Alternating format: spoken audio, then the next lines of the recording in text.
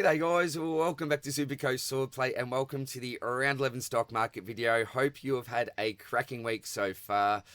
I'll tell you what, I'm referring to this week as Carnage Round because we are dealing with so many issues, it's not funny.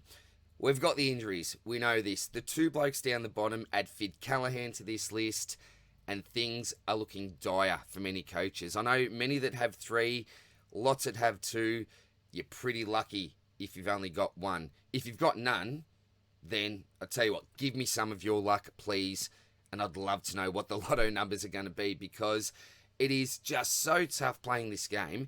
The rookie cupboard, it's absolutely bare apart from Bart Simpson, who have got up at the top. And lots of the targets that I want to bring into my side anyway just aren't at the right price. They're either too expensive, the break-even's too high, there's tag games coming up.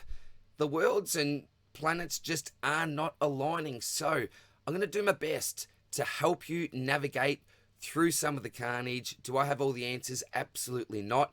I'm very much struggling myself, but we'll go through some of the numbers, talk about some of the plays you may look to trade in. We've got some obvious trade outs, but at the end of the day, Supercoach gods, just give us an easy week, would you? All right, that's it for the intro. Let's get straight into the carnage. You know where we start, the 500k plus defenders. Let's go.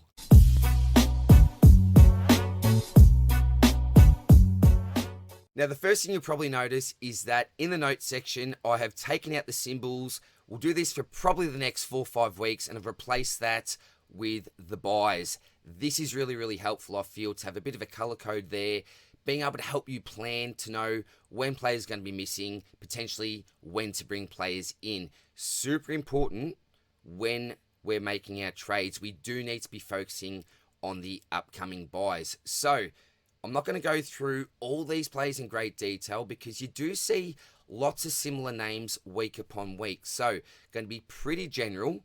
You can make your own decisions about who you like the best. But I'm not going to rant. But the man up the top, Bailey Dale, a lazy 49. A lazy 49 and only scoring the 140s. Now, I have heard reasoning behind it. I get it, all the rest.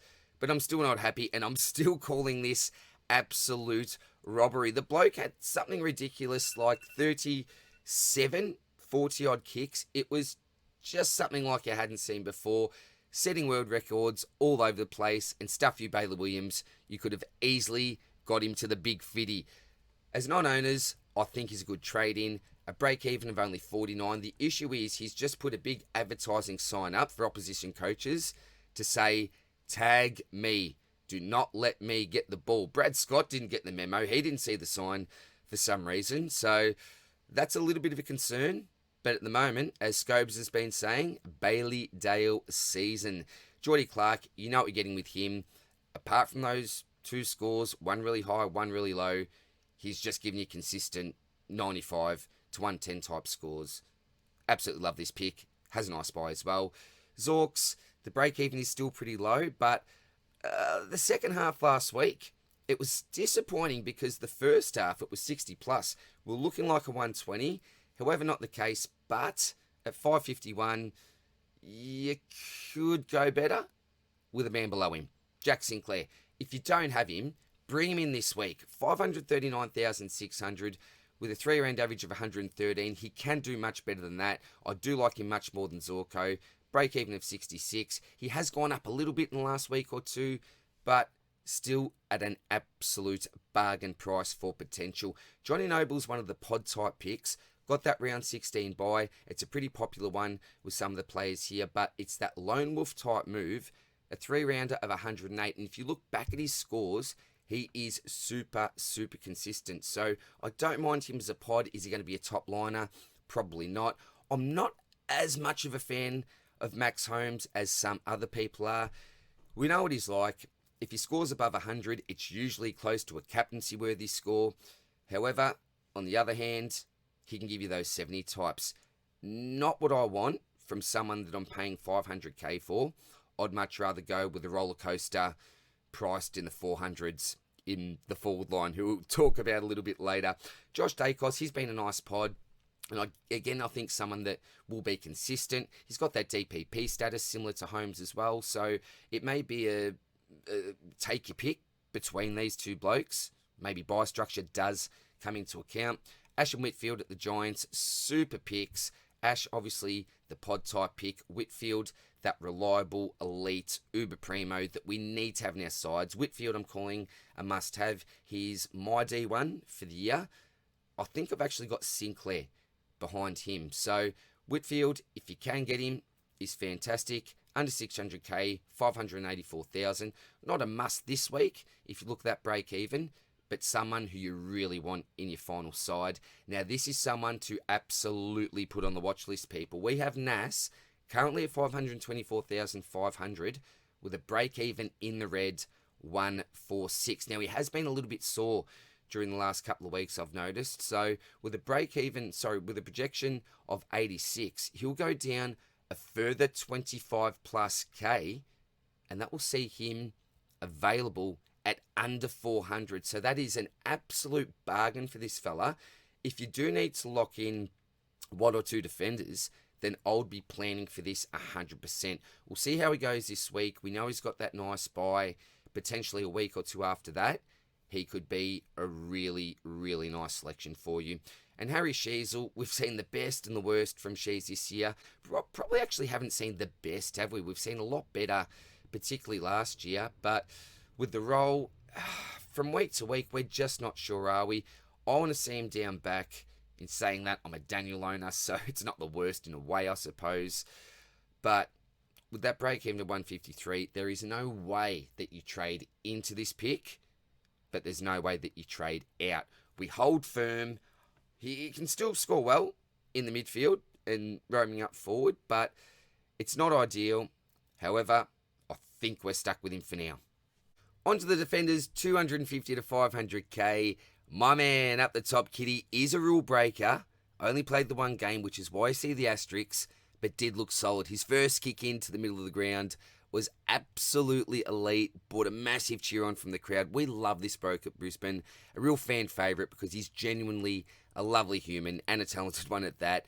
Now, I would highly advocate not to go early on this. I want to see him with Berry back in the side to get a better idea about where Fletcher fits into the 22. I want to ensure his TOG isn't highly managed, and I assume he could be, and I say could, be subbed off in an upcoming game if we have the luxury to do so. He's also coming back from a long-term injury, so going early gets even riskier. In saying that, next week, we should highly consider, depending on what he does this week and what he looks like this week, and could be the perfect downgrade option for the man sitting under him on list this week, Zachy Reid. A very easy hold for this round. If he goes his projected score of 85, then his break-even will rise to 100 next week. That means that it may be time to flip him, but at the same time, we know he's got that score in him, and we're dealing with lots of other injuries. He's a really easy ticket to that last defensive upgrade. He does play the Tigers this week, who have zero forward line, especially with Lynch out, so we could absolutely feast, get another spike score in the system, and allow us to hold him yet again. The man just keeps on delivering, so extremely happy as an owner. He finally looks fit. I'm happy for him. He's confident in his body, so hold, reassess after his new score into his system, and fingers crossed he can just continue for us. Trainer, fine to move on if you need a break-even of 71, coming off scores of 46 and a subbed 52. Plays Essendon, GWS, and Sydney before the bye. Bicey boy, you should have probably moved on by now. 49, 71, and a 55 in his last three. He's actually fine to hold if you want and then flip at the bye. Also fine to chop if needed. If he averages 70 over the next 3 games before the bye, which is certainly doable, he'll only lose around 10k. So he's likely to hover around the price. I'm guessing most owners would have far bigger problems than Bicey this week. So I think he is fine to hold. And I keep changing my mind on whether or not Roberts can be a keeper or not. I'll flip back to no for now. He was solid in the first with 8 touches. Efficiency still not great though. Seems pretty rushed at times. But no cage first half. He was on 45 points. But not a great second half. Posted another below par score. The role's there. But as I mentioned, to me, he's just seemed rushed lately. I'm not too sure what it is. If it's just opposition pressure. But if he does clean some little things up, he could go back to scoring those hundreds. He's still a hold up until the buys for me. Has a decent run playing Melbourne, Adelaide and Richmond in his next three. Hasn't hit the ton in 3 weeks, so I think he's due. 82, 72 and 84 last week. It doesn't really cut it, but again, not our biggest problem. On to the defenders under 250k, and let's be honest, this is a very, very sad list. The man up the top can consider himself extremely unlucky. Our friend Sard, why did he get subbed off? Brad Scott, have a good hard look at yourself, because you could have subbed off 10 to 15 other players. Surely you could have chucked him on Bailey Dale, for example. Look, I'm glad that you didn't, because I'm an owner. But man, this is just super frustrating for those that went there. He's priced at 167,900 with a negative break even of 16. But does he get subbed again? Does he get dropped? I'm just not quite sure. So at this stage, we're just praying and hoping that he stays. Sandy Brock's actually looking okay at the moment with McGovern still out. Don't know what the time frame is there. Some people have even said that it looks like he may have to retire. I don't know if that's true, just something that I've heard. But for now, if he's playing, he's generating cash. And if you're desperate, you might be able to get him on field for that 50 type score. Liam O'Connell, well, he's giving you your 40s to 50s. He's still got a negative break even, but really we don't want to pay this much for a pick that's only producing scores like that. Fonte is looking okay. Better last week than he was the week before. Almost at 200k now. So again, we're not investing in him with a break even of 18. And Matty Carroll, the break even's in red with a 43. So that shows how well this man's going. But with some injuries down back at the Blues, I'm hoping that he holds his spot. May lose a little bit of money if he doesn't score overly well. But with one spike game, that's all we need, Matty. He could get himself over 200k. And then, fingers crossed, we can cash him in and make a little bit of decent profit. On to the midfielders, 500k plus. Up the top, we've got the old dog in Libba. You cannot deny this man. And he's not a pick for me. Only reason being, one concussion away from retirement, in my opinion. I hope that doesn't happen, but you can't deny his scores. 120, 142, 133, 102, 101, 114, 125. Only one fail against Port with that 73. Then bang in the last two with a 132 and a 140. So don't listen to me. Go for the man if you want. It's tough with a round 12 bye. What a man he is. What a player this fella is. The Noah Coaster had a great game, this fella, and I'm so tempted, I must admit, I'm so tempted. Reached great heights in the first quarter, 50 points through his efforts. I also had him as a pod in my game day squad, so I was pumped to see him in the thick of it. And whilst I remember, be sure to check out the game day squad AFL Fantasy Comp, and if you enter our special code PEANUT, you'll receive $20 worth of free packs, absolutely free. Well, obviously if they're free packs, but links will be in the video description for that. Now back to Noah. By half-time, he'd almost reached a ton. 21 touches, half contested and a goal. A 150 score at the end of the match and becoming a higher priority on coaches' wish lists now. Isaac Heaney, is the man back? A 138 on the weekend, which could have been easily a 180 if he had have kicked straight. 2 goals, 5 behinds. But if you look at his possession count, 21 kicks, 17 handballs. Surely the man is back. Now, if you want to take the punt at 517,000, I don't know if you'll be getting him much cheaper. Look, there's a chance, but if you like him, I would most likely be jumping on now, if you can. Now, Josh Dunkley, I've had the same symbol on him. It's obviously the buy one this week, but it's simply safe as houses. In the last month, 100, 109, 139, and 110. So literally nothing has changed in regards to that pick. LDU, he's had a sneaky last month actually. Now he hasn't been setting the world on fire, but I have been maintaining him in the slides.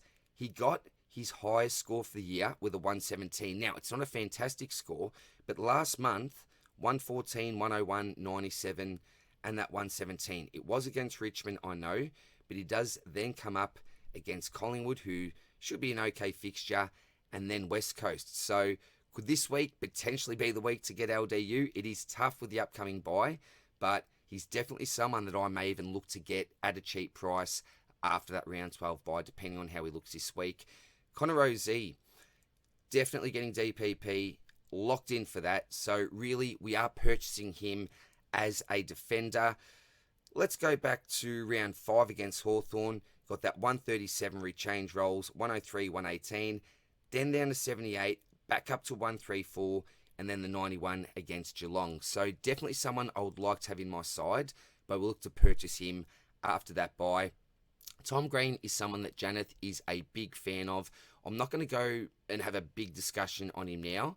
I'd really, really recommend that you go back to the Swordplay potty and go to the discussion where we do talk about Tom Green, because Janeth has some really good numbers and some really good ideas about this bloke moving forward. A big thing is that DVP, so looking at some really friendly matchups for inside midfielders. So if you are after a pod, 550k, he's been really, really consistent. 115, 89, 128, 113, 117, down to an 84, which is his lowest. And then we have that 101, 125, and the 112 last week. So if you're a fan of that pod type selection, this bloke is someone I'd take a really, really good look at. Caleb Serong, his second highest score of the year on the weekend. And why was that? Well, because the bloke did not get tagged. 17 kicks, 19 handballs, only 3 tackles. So that's a little bit low for him. Would like to see him lift that. But all in all, he does seem like a really safe pick. He's been super consistent. We just haven't really seen that ceiling. We did against the Bulldogs with the 142. But apart from that, we've pretty much been calling a low ton, a Caleb Serong. So at 529,500 with a friendly buy, I think you can jump on him this week. Finn Callaghan, such a disappointment for owners. You just would not believe it, would you? So unlucky. He's looked absolutely fantastic, and the way that he got injured, you just don't want to see that, do you? But it is what it is. These things happen. The good thing is, I suppose, he's almost at 540,000, so you can sideways him to a number of good options. Look at that. Noah Anderson sitting there at 544. And then you've got Caleb Serong at 529. So you could technically downgrade to Caleb Serong. Now, would I be trading? Yes, because this looks like a 3 to 4 week injury. And if you do compare him with some of the big dogs, I don't know whether or not I'm going to be relying on him to be a top midfielder, as I would with the McRae's and the Horn Francises that we're dealing with in our forward lines, to be one of those top line forwards. So I would be moving on from Callaghan myself, but if you have the luxury of somehow sticking him on your bench, then go for it. Don't listen to me. And Jordan Dawson was absolutely everywhere in the first. Intercept marks, goal assists, and no one went near him. Port locked him down and kept him quiet a little bit after that. But, man, the Pies just said, off you go, Geordie.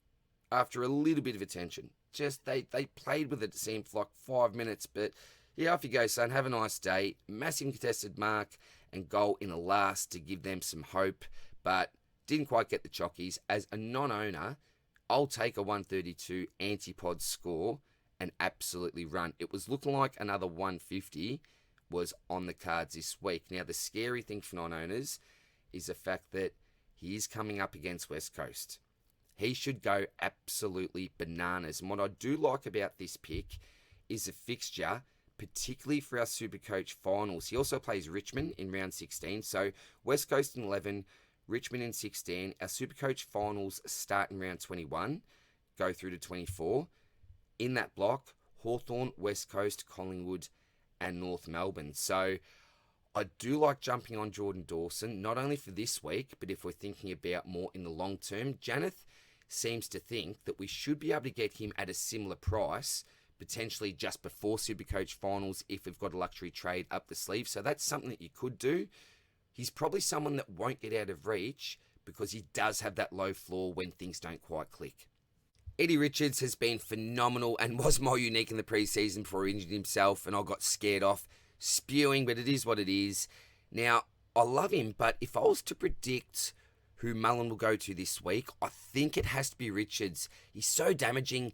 The Bont is close to untaggable. He'll just laugh in Mullen's face, get a 20 contested, kick 3 in all likelihood. So that's the risk this week. If you look at the 3-round averages, Richards is actually ahead of Bont, which highlights just how good he's been. So you can go there if you can for that lone wolf type move. Yeah, big fan of this player. Andy copped the tag over Sarong last week, which was unfortunate for owners. It's hard to predict who'll garner that opposition attention, so it's a bit of a guessing game there. If you own both, you'll probably be happy and then unhappy with one or the other. He's a super pick. He's reached 150 multiple times already this year. He's right up there in the uber elite category. I'm hoping that the bird goes to Sarong, leaves my boy Andy alone. Fingers crossed as an owner. Huey is a pick of the bunch when it comes to lines, boys. I said last week that I'd seen enough. The same green ticks still apply. Low ownership player, doesn't cop the tag, gets plenty of it, use it well, and the third best 3-round average on this list. So, again, a pod type pick, but really confident in Huey. John Newcomb, he's again a pod pick that has worked out okay for owners so far, with that high break even, playing the lines, one I would most likely just skip for now. I wouldn't be purchasing Jockey at the moment, plenty of value buys this week, and not in the uber elite category anymore due to those low floor tag type games. We got the Bont. Well, the Bont's the Bont. Simply a different breed. Clearly the best player in the comp, in my opinion, and it's not even close. Got the early buy in round 12, so do your best to prepare to trade him in when you can after that. Unfortunately, looks like we'll have to pay up a pretty penny. Anything less than $6.50 is a fair and reasonable price for this man. Nicky Dacos got his foot stepped on early in the game, was limping around for a while, got about 3 touches and a little chain to get things rolling a little bit, then gives away such a dumb 50-metre penalty 7 seconds ago, I think, tearing my hair out. Very handball happy, I noticed in the first half, then went bang for about 40 minutes, and all of a sudden, he was on 77 points at three-quarter time. This was looking really, really bad. It was a quieter third, but a couple of important touches, then literally 2 seconds before the end of the game, he gives another 50 away to Rankin. You could not make this stuff up. 95 points for his efforts. It could have been a low ton, but not to be. And non-owners, just lick your lips, because this man will be a bargain gift from the Supercoach gods. So will Zach Merritt, hopefully. Not his night, and I'm losing a little bit of confidence with the pick. He sets loose huge cash. His night was pretty much summed up. We had a set shot at goal from about 40 out. Shanks it out in the full. That's not Zach Merritt, is it? It's just not Zachary. Did set up a nice set shot for Setterfield, who then again stuffed up his lines. Just a performance to forget. But I see a big redemption performance this week. It's an awkward situation because he has a brilliant matchup playing the Tigers, yet at the same time, take a look at that break even. It is astronomical. So, unfortunately, it's just not the right time to jump on this week. And Zachy Butters, ouch for those that paid up like my man Brent did. Sorry, Blokers, but don't worry. He'll hit form again in no time. Such a massive bonus for non-owners with that low 53 in his system. If he scores back-to-back 120s, he'll be available at around 570k in round 14. That is simply fantastic for someone like Zach Butters. So that's what I'm personally penciling in the upgrade on my Supercoach calendar. In saying that, he may even cop the Bedford and Oliver tag in 13 and 14. So we'll wait and see what happens there. Either way, he is an absolute must-have at some stage. On to the midfielders, 250 to 500k. Only 4 names on the list here, so we will get through this one pretty quickly. We've got Xavier Lindsay up the top. Really impressive player. Had a massive third quarter on the weekend. He's a tad unreliable to have on field, but not the worst option at the same time. Still has coins to make. He's a warm body, so an easy hold for now with that break even of 34. Adam Shearer, come on down, my friend. Started on the bench and only had 58% TOG in quarter one, but played really well. 5 touches, couple of tackles, and a really important contested knock-on, which resulted in a Curnow goal. 26 points in the first, then had a huge second quarter, collecting 10 touches, and at halftime was Carlton's second highest scorer, behind McKay with a lovely 64 points to his name. Celebrations as a holder, but we all know he has a bit of a habit of fading in the second half. Not the case whatsoever. He was their best midfielder. Really strong end to the game. 140 plus from this fella. So I've said it for a few weeks now. I'm viewing him as my M8 for the rest of the season. I think he can give us just a nice average around that 105 mark. And I think that's probably good enough for me, given the fact that we do need to target some of these higher price players. And there needs to be some sort of give somewhere, doesn't there? So, yeah, Raptors and Adam Chera owner, and hoping he can go really well through the buys. Matty Rao had a banger first quarter, looked on early. Finally some relief for those that held, but the relief didn't last long. He followed that up with a -2 second quarter. Yeah, the bloke actually lost points. He did come back, but this is the issue with Rao. Some weeks you're going to love him, some weeks you're not. At the price, with the break even, if he can get back to some of those 130s, he should be a really good pick, but you just need to brace yourself to be extremely disappointed like my man Spillsy was last year. And Jai Caldwell is just one to watch for now. Started the season like a house on fire, scoring a 129 and 118 in his first two. Played one more, then got injured, and then posted scores of 61 and 40 upon his return. Now, once he blows the cobwebs out, he finds form, which may very well be this week against Richmond. Then he could prove to be a real bargain buy for potential, and probably one for the cash-strapped coaches. So keep an eye on him. A 167 break even. He's going to plummet. On to the midfielders under 250k. We've got the box up the top. May actually be a chance to break back into the side this week with the injury to Jack McRae. Played really well on the weekend in the Rezzies. Put his hand up for a spot in the short term anyway. 29 touches, 7 tackles and a snag was pretty impressive. I would be nervous as a buyer because there's a high chance that if he plays, he could be subbed or simply dropped in the next week. As owners, we just cross our fingers he's named, so he breaks our bubble and starts to generate us some coin. Angus Sheldrick, a very interesting option, smashed it up in the first half, ended up on 72 points from 16 touches just after 2 quarters, had a very lucky shank goal assist to McInerney, which worked out well for him. Things were just clicking. Was going at 75%, also had 5 tackles to his name. So doing the hard stuff, which was good to see. Unfortunately, though, fell off a cliff after half-time with some low tog. Couldn't really get near it. With Mills coming back and the fact that he is a high sub-risk, I'm going to pass, but he absolutely does still have the good scoring potential. Jackson Binns is on the bubble at 171k, scores a 65, 56 in his first 2. They're solid, but you want to see a little bit more at the price. 14 touches, 3 marks and a tackle on the weekend. It's a bare cupboard, so if he plays, that puts him in front of most, but not for me. Clay Hall must have offended Minnie in some way because he's been taking the piss in the reserves, basically. Best on every week, but for some reason, can't get a look in. I'm still holding and hoping, but to be honest, not much more he can be doing on the field, it seems. And Huswaite was one of Hawthorn's best in the midfield in the Rezzies last week, so these blokes are actually playing well at the bottom level, but not necessarily transferring that when they get into the senior side. But I wouldn't be relying on this bloke getting a recall, especially with Nash due back. He's looking dead for now, but if Carnage strikes the Hawks, he may just be able to slide back into that 23. On to the big boys in the ruck. Up the top, we have a very interesting selection in Dante Vicentini. He's a high risk, high reward play. As a number 1 ruck, he should have a floor of, say, 75 with a chance to go 100 plus. He's averaged 91 over his first 2 games. The issue is job security with Jordan Sweet waiting in the wings. Is he one bad game away from getting dropped for Jordan? They should be looking to play the future and playing Dante, but I'm not sure what Kenny's plans are. So without getting into all the nitty-gritty, I'll sum it up by saying this. In my opinion, if he can play for the next 3 to 6 weeks, it should be a nice win. And you can have your cake with some nice on-field scores and eat it too with some of that handy cash gen.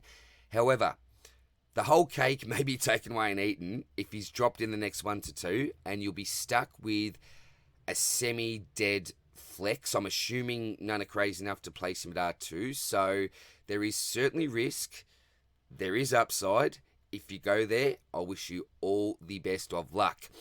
I'd be going Sims over Maley just to save the extra cash at the moment, to be honest, if you are looking to downgrade. Not expecting big scores from either, but they could be a nice downgrade option from someone like an Archer Reed instead of going for that non-playing loop, who will be...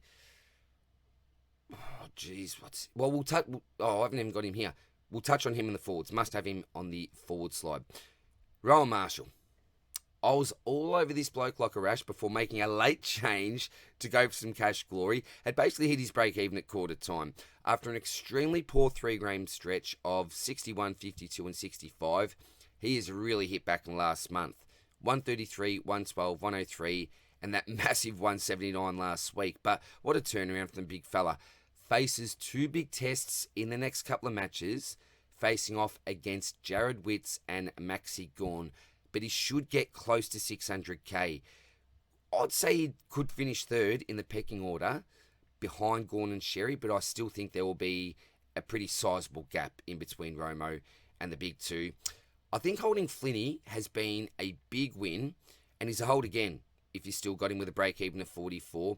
After his low 53, he scored an 80 and that 111 last week when playing with Williams. So it hasn't affected him like I thought it would. Rowan gave him a bath, but he did have a crap himself. Rob can be restrictive, so a tougher matchup this week. If you can punch out a 90, he'll rise by over 20k this week. So it's been a good move holding on to the big fella for those that did. Sherry's an absolute beast. He's a must-have. It's as simple as that. I've advised to trade this bloke in for the last month, so hopefully he took that advice and jumped on board because he's a horrendous anti-pod. You couldn't watch North games, even if you wanted to, if you didn't own him. Now above 700k, so not easily attainable, but I just can't see a floor game coming anytime soon. Just look at that 3-round average. That is the proof in the pudding. If you held TDK, you're obviously holding again, hoping he comes back into the side, and hoping even more that Pitto isn't named alongside him. That would prove to be a disaster, but I don't think it happens. And down the bottom, we've got Big Maxi. Had one of his quieter games with a 119. This was actually looking low until the last, 5 to 10 minutes of the last quarter. Brisbane just decided to keep playing kick to kick with him. And I think he clunked 3 contested marks in very quick succession, and in a crucial stage of the match. The Supercoach goal projections for Max are absolutely outrageous, but I suppose he has put on multiple monster scores this year, so it's not out of the realm of possibility, but he's way too expensive to purchase. But non-owners just hope for even 120, and he will begin to tumble down in price. On to the forwards, 500k plus. Up the top, we have Baslenka. I cannot wait to watch this game. So pumped to see how he and the Dogs boys handle the occasion. He's a definition of a must-have, and I'm assuming that pretty much 100% of our viewers must have him by now. If not, it's been season-crushing. He's without doubt putting his hand up as a legitimate VC option every week as well. Dogger has flown under the radar this season, producing a ripping average. The risk is always the return of Shrek and what that means for Dogger's role. That is the sole reason why I'm staying away. If Shrek was guaranteed to miss a large chunk, I'd lock him into my forward line, and that Ruck DPP is just that extra bonus of flexibility. He could be a sneaky type flex player. I've actually heard some people say that Shrek may play some reserves footy, but surely not. Who knows with Supercoach 2025, though. Nick Martin, fantastic DPP status, seems to find the ball wherever he plays. 530,400 is a pretty fair price for him. We know that he does have a low floor at times, but again, has been consistent enough and can find the ball, as we mentioned, wherever he plays. So I don't mind the Nick Martin selection. If he fits your buy structure, I think he could be a realistic option for one of our injured pair. Chadley Warner spills his VC, had a phenomenal first quarter, 7 touches at 100%, including a snag, a direct goal assist, a direct behind assist, if that's even a thing. 40 points, looking super dangerous, and a very quiet second, only 1 effective touch, then had a set shot that he absolutely shanked out in the full, only added 6 points for the quarter. Then 22 points in the first 3.5 minutes of the last quarter, went bang, 89 up to 111, then up to the 120. Won't go through it all because I should be keeping this quick. I shouldn't even be going through all my notes, but a decent selection. If you need to get him in this week, if you need a forward, I think you just pay up. The break-even is still in green for what he's produced. 120 for the 3-rounder. It's only frustrating because you could have got him so much cheaper a few weeks ago. Kennedy, still like other options, but have certainly put more respect on his name from a Supercoach perspective. One of the recruits of the year, and involved in a trade that all parties would be very happy with. That's something else we discussed on the potty track. Played well, didn't quite hit the ton. Seems like a very, very safe pick. We've talked about him a lot lately. He is a top 6 forward. Rankin was sublime without needing too much of the ball in that opening term. Highlight was a handball intercept and that ripping goal. Looked clean in the wet conditions, not much in the second.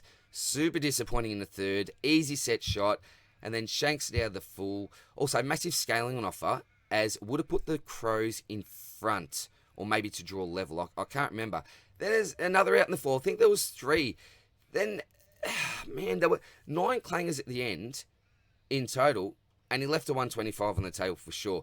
I said he looked super clean early, but after that, his disposal just seemed off. Again, still a top 6 forward for sure in my opinion, and if a few things go his way, I think we're celebrating here as owners. And Jack Macrae, this one hurts us all. You can see the injury symbol there. Owned by 100% of the top 1% of coaches coming into last round. The decision to hold or sell may be team dependent. The timeline seems to be anywhere between 2 to 4 weeks, depending on what you believe. Janeth and I discussed this in detail in last night's potty, so it's best to refer back to that for all the discussion around what to do. But personally, I'm trading, potentially willing to bring him back later at some point. He hasn't been playing overly well lately. He's only hit that big 160 to raise that 5-rounder. A punctured lung playing inside midfield doesn't sound like it'd be too much fun. So you want to be close to 100% before taking the field again. You could hold, that's fine if you feel that way, but for me, I'm jumping off and focusing on improving my on-field points. Onto the forwards, 250 to 500k. Unfortunately, we can see 2 injury symbols here with Tommy Lynch out with concussion. Richmond will literally have no forward line. Thank you very much, Zachy Reid. Hopefully he's got a feast. And of course, we've got the horny man down the bottom. Now, Lynch, if you own, he's an absolute hold. Look at that negative break even. He'll hopefully come back after he misses that week with the concussion protocols. But Horne-Francis, on the other hand, I would be trading. Now, there's been a little bit of conjecture about how long he's actually going to miss. Heard yesterday, hey, he's running again, only wants to miss the 1 week. Then other people have told me, nah, you need to build up your running. You get to sort of that 50%, 70, 80, 90, and build your way up to that 100 mark. So I think he's going to miss enough football for him to be a trade out, a very highly, highly owned player. So while others hold and you trade, you could actually be making up a fair few points here. The reason why I say that is because not many of us actually have good coverage, particularly when you got Macrae and for those that have Callaghan as well. So my general advice would be yes, I'll be trading Horne-Francis. I'll go through a few random names. So Thilthorpe, he's a pod with a low break even. We see him have a bit of a lower score a couple of weeks ago, but he's hit back.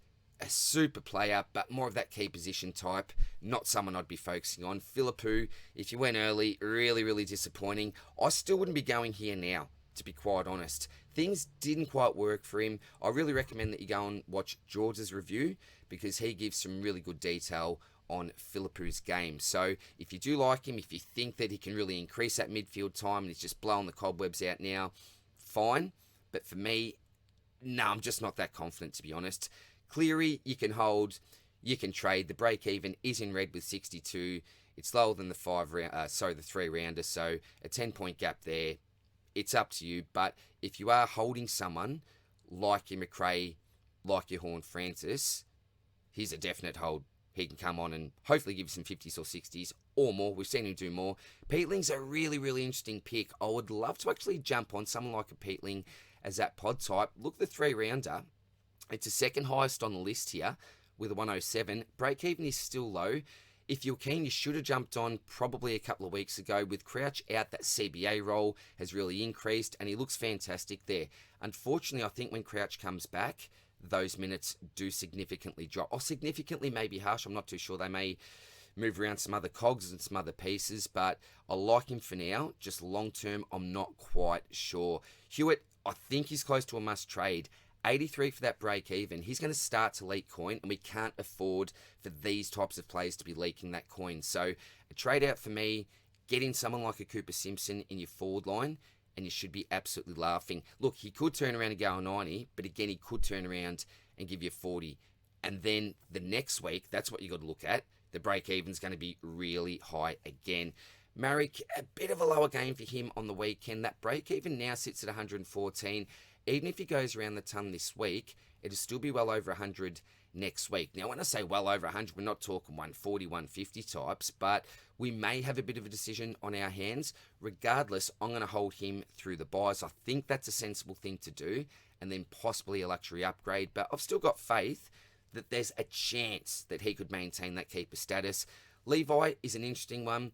The break-even is in red, but keep in mind he's got really handy DPP status. He's shown already that he can score really well for us on field for a rookie, and he's got the last buy as well. You can see it there in yellow with round 16. So for me, perfect coverage. When we don't have many options we can bring off the bench onto the field for best 18. He should hover around the price as well. I don't see him losing a heap of cash by the time we get there. I don't see him necessarily making much cash by the time we get there. So if he's priced between, say, 360 to 400, and I can hold him for that long, I'll be really, really happy with that outcome. And Caleb Daniel down the bottom, super happy that I held. I will be holding him for as long as I can. Look, long term, is he a keeper? Not ideally, but with Sheasel moving back up the ground, I think this helps Daniel a lot. The score was back up to the 90s. The break-even's 107. I think he's really going to reset this and potentially even make a little bit of coin for us again. So Caleb Daniel, I'm very much holding. Would I invest? Absolutely not. Now, this is the man that we need to seriously talk about. I think I'm losing my marbles, to be quite honest, even considering someone like Bolton. But this is Supercoach 2025, and we do need to look at picks like this. Now, I think this could be, well, it is an absolute roller coaster type pick, an absolute roller coaster. We know this about the man. We know this. But in saying that, I do see a fair bit of upside. Now, where is that upside? Well, the upside is that it's your cake and eat it too. All right, let's go through this. So I'm going to look at his scores as a whole throughout the season. First round 57, we think, yeah, typical Bolton. But give him a chance. 94, 87, 89. That's okay. 115, 102, we're thinking we're improving here. I'm going to skip round 8. Round 9, 114. And last week, 150. Surely, at 430,200, we've got injuries to Horne-Francis, injuries to McRae. He's got a negative break-even of 8. With a projected score of 102, he makes basically 50k. None of our rookies are doing this for us. Surely it could be an okay move. Now, I skipped round 8.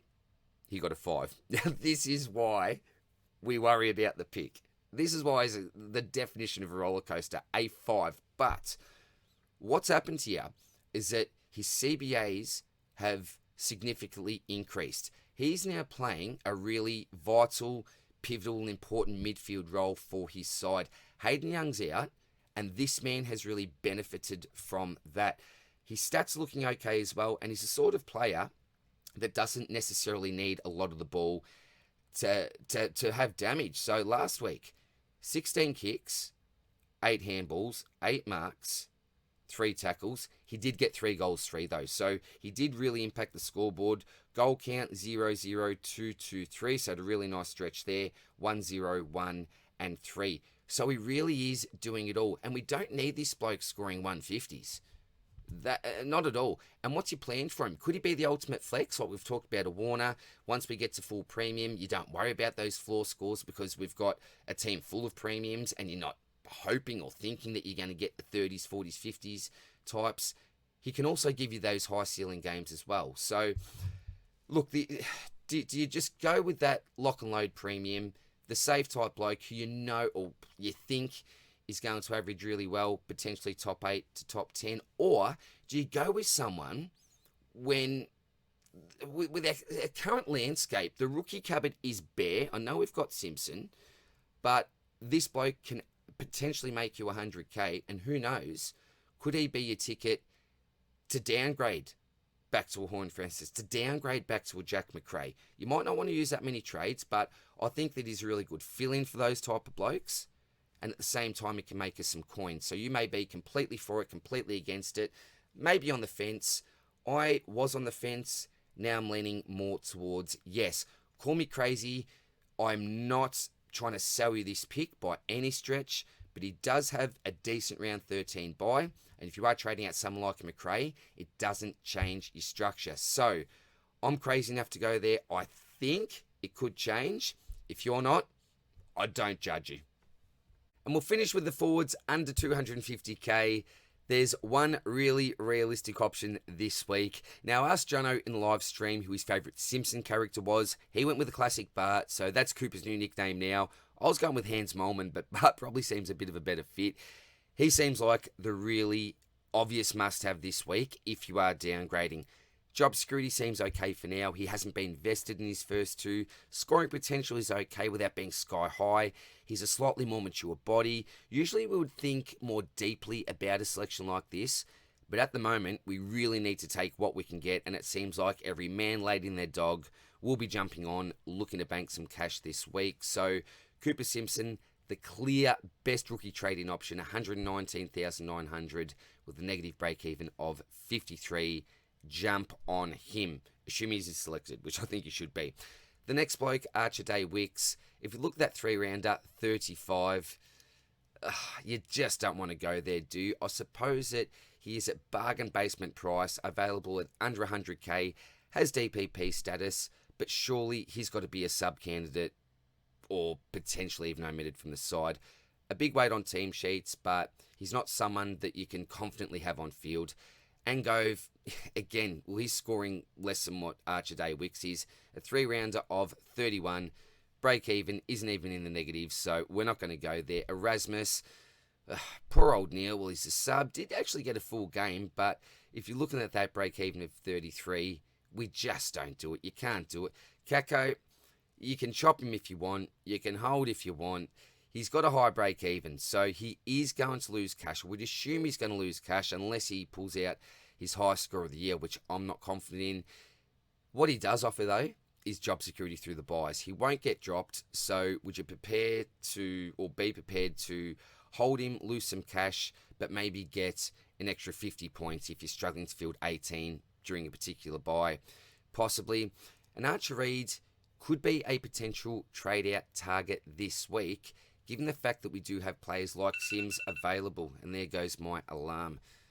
Need to finish this very quickly. So, with Reed, either way, whatever you want to do, you can just leave him there for that flexibility, or else you can say to yourself, look, there's probably 100k I can bank here just by going down. The good thing about going down this week to someone like a Sims is that he's actually on the bubble, so you could potentially make a little bit more coin again and even flip to a dead rookie later down the line. I don't know how many coaches will have that luxury, but just something to think about if you are an Archer Reed owner.